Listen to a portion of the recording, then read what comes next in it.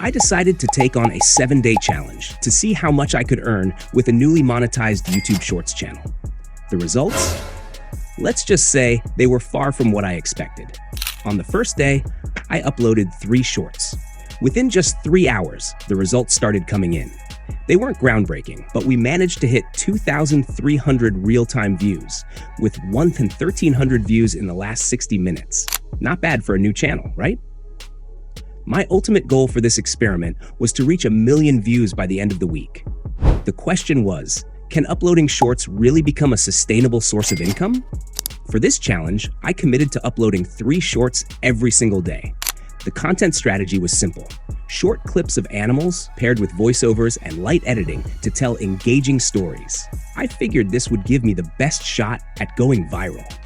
But as day 2 arrived, things started looking a little less promising. The shorts I uploaded on day 1 had completely stalled in views, and the new ones from day 2 didn't perform any better.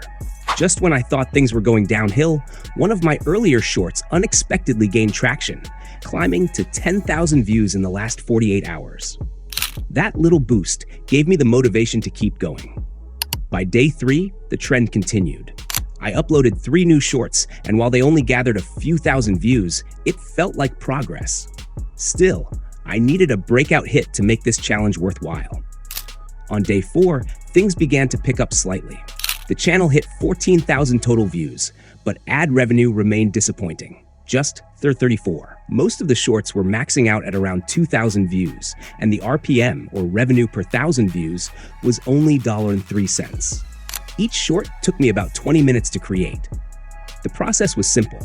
I'd find an engaging animal clip on Twitter, record a quick voiceover, and add subtitles and music during editing.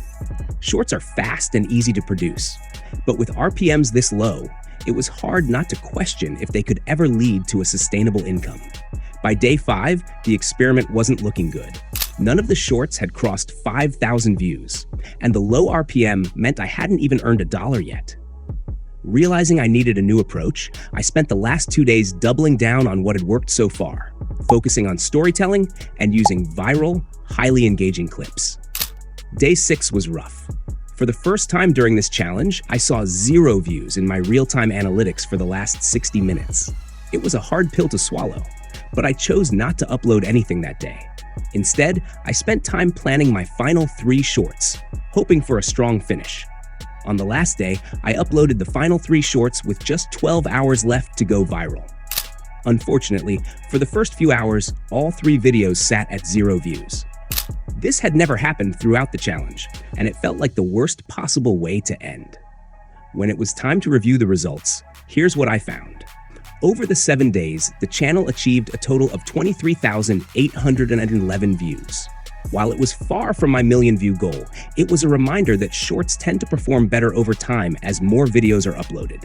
The total revenue? A mere 80 cents, with an RPM of 0.3 cents per 1,000 views.